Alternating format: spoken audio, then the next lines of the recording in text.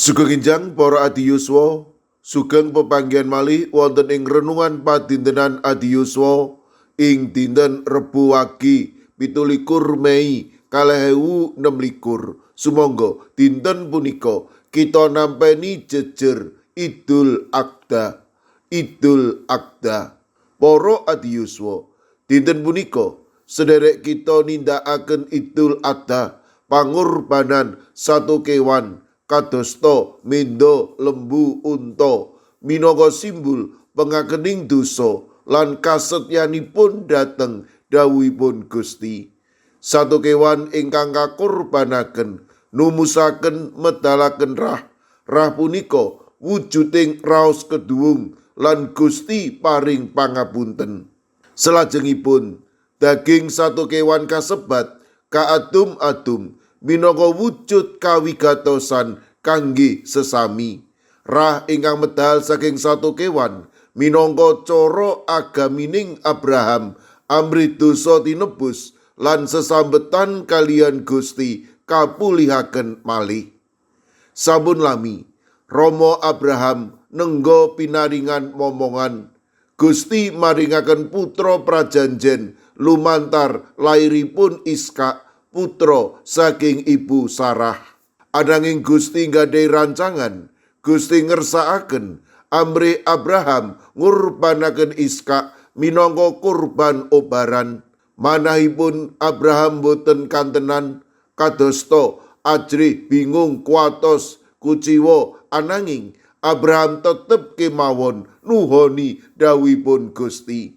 Abraham pitados bilih dawuhipun Gusti punika linangkung aji.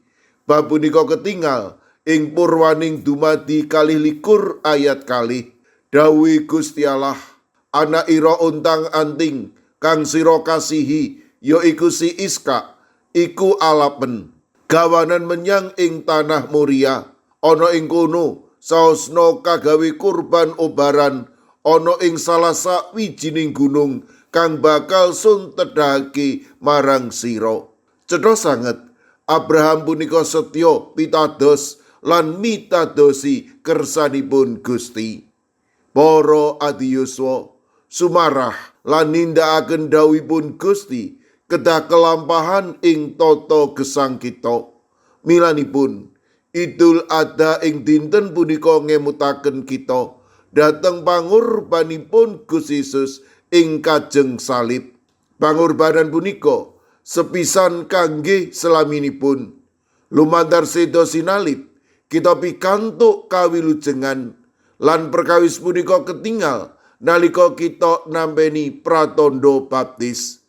Srana baptis sejatosipun kita punika nampeni Idul Adhanipun Gusti Yesus, nampeni pangampuning dosa lan kawilujengan saking Gusti Yesus. Amin. Sumangga kita ndedonga. Matur nuwun Gusti. Dinten punika lumantar Idul Adha paduka ngemutaken kados pundi pangorbanipun Gusti Yesus ing kajeng salib lan kados pundi maknanipun nalika kawula sedaya kabaptis. Kawula pasrahaken para adiyuswa dalasan anak putu kawula ing pundiya papan. Monggo paduka ingkang reksa, paduka ingkang mitulungi, paduka ugi ingkang tansah paring berkah. Mirunggan kawula pasrahaken sawetawis sedherek kawula inggih kajeng gondang winangun ingkang dasak mangke nembe nandang sakit. Kawula pasrahaken Ibu Rusminah, Bapak Paryono, Ibu Suwarni, Bapak Karsono, Bapak Marsudi Raharjo, Ibu Lagimin, Bapak Suyatno, Ibu Menik Salio, Bapak Jarod Sukmono, sederek Agus Supardiono. Kawula pitados paduka ugi ingkang tansah paring kekiyatan malakepara wetahing bagas kesarasan. Lare astama kusala wayah buyutipun Ibu Sukarjo GKJ Plengkung. Monggo Gusti paduka ingkang tansah paring kekiyatan. Kawula pasrahaken Ibu Ratnaningsih ing GKJ Ungaran ingkang nembe nandang sakit. Mekaten ugi kawula pasrahaken Bapak Daniel Agus Suwarso ing GKJ Banyumanik, Ibu Wardoyo GKJ Pugeran, sawetawis sedherek kawula ing GKJ Sragen Ananda Gisele, sawetawis sedherek kawula ing GKJ Magelang ingkang nembe nandhang sakit. Kawula pasrahaken Bapak Joko Umboro, Pinisepuh Dwi Murwanto, Ibu Bambang HN, Ibu Rianto, Bapak Suparmin, Ibu Kaeksi Wilayah Sekawan, Ibu Agnes Levi Rosa, Ibu Lilik Kastubo Wati Wilayah Sekawan, Ibu Sri Winanti Wilayah Gangsal, Ibu Ediati Sarmo, Mbak Cilik, Bapak Wiharto, Semah saking Diaken Purwanti SA, Ibu Bintarsi, lan Ibu Sudiono, lan ugi Ibu Mariati, Wahyu Ujianto, Ibu Heni, Bapak Mangku, Ibu Pratiwi, wonten ing pamulihan. Kawula ugi masrahaken Ibu Danu Sutardi, GKJ Wedi, sawetawis sedherek kawula ing GKJ Sukorejo ingkang nembe nandhang sakit, Bapak Sobri Pranoto, Bapak Roger Antoni DL, Bapak Kadaryanto, Bapak Samuel, Ibu Tumini, Ibu Susmi, Ibu Sukarmi, Bapak Untung Basuki, Bapak Adityo, Bapak Winoto, sawetawis sedherek kawula ing GKJ Guntur Geni, Bapak Y Sudenal, Bapak Y Rasidal, Ibu Sartini, Bapak Ibu Supriyono, Ibu Joni, Ibu Daniel Suharyanto, Ibu Pratono, Bapak Stefanus Ngadiono, sedherek kawula ing GKJ Sragen, Bapak Bambang Kristono, Bapak Joko Prayogo, Bapak Tri Nugroho, Bapak Adi Sungkono, Ibu Astuti Purnaningsih, Bapak Warsito Riyadi, Bapak Suyanto, lan Ibu Sumiati. Mekaten ugi Ibu Kristina Sri Suparwanti Ningsih ing Gunung Kidul. Kawula pasrahaken sedherek kawula ing GKJ Wonocatur, Ibu Daniel, Bapak Ujianto, sedherek kawula ing GKJ Kabluk, Ibu Suwarti, Bapak Darmo, sedherek Susi Artowati, Bapak Edi Mursetyo, Bapak Yosua Jimmy Paningsang, Bapak Triyoso. Kawula pasrahaken sedherek kawula ing Pugeran, Bapak Minto Taruno, Bapak Sugiri, Bapak Rakino. Mekaten ugi sedherek kawula ing GKJ Antp Salatiga, Ibu Paini, Ibu Jumini, Ibu Juminah, Bapak Joko Wahyu Adi, Bapak Kustam, Bapak Sukiman, Bapak Slamet Mulyono, Ibu Tuminem, lan Mbah Jah.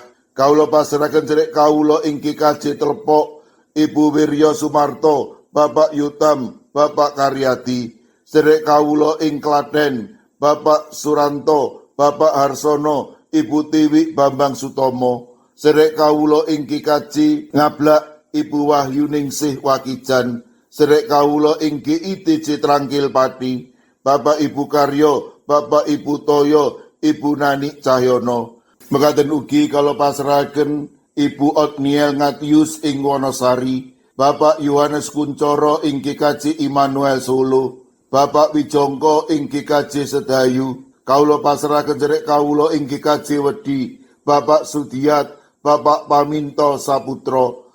Ing GKJ Mijen, kawula pasrahaken Ibu Purwaningsih Sunaryo, Ibu Elizabeth Indarwati, Bapak Setyo Margono, Bapak Moses Taji, Ibu Budiman Bultom. Ing GKJ Pamong Utomo Kalinegoro Magelang, kawula pasrahaken Bapak Mardiono, Ibu Marsudi, lan Ibu Sri Widarti. Mekaten ugi kawula pasrahaken sedherek Hesti ing GKJ Wonocatur, Ibu Lilik Sutopo ing GKJ Semarang Barat. Kawula pasrahaken sedherek kawula ing GKJ Ungaran, Bapak Hono Hadi Prasetyo, Ibu Ristiningsih, Ibu Dewi Teguh, Ibu Kristini Sunaryo, Ibu Suwartini Hadiono, Bapak Dwi Putro, Ibu Sugito, Bapak Sembiring, Ibu Surisno, Ibu Munarti, Bapak Ibu Tugiman. Kawula pasrahaken Bapak Yohanes Mudadi ing GKJ Tuban. Kawula pasrahaken sedherek kawula ing GKJ Wonosobo, Ibu Endang Sarjono, Bapak Yusuf Sunaryo. Kawula pasrahaken sedherek kawula ingkang kajeng gondang winangun Ibu Lasiem lan Eyang Sarwito ingkang kajeng ngalian. Duh Gusti, kawula pasrahaken sinten kemawon ingkang wedal sakmangke nembe nandhang sakit lan ing pemulihan. Para adiyuswa ing pundiya papan, monggo paduka ingkang reksa, paduka ingkang mitulungi, matemah sedayanipun menika paduka kiyataken lan paduka paringi bagas kesarasan ingkang wetah. Kawula pasrahaken sedaya pandonga pasambat kawula wonten ing asta paduka Gusti kawula Yesus Kristus. Amin. Sumangga para adiyuswa kita tutup pepanggihan kita renungan padintenan adiyuswa kanthi ngrepekaken kidung. Sumangga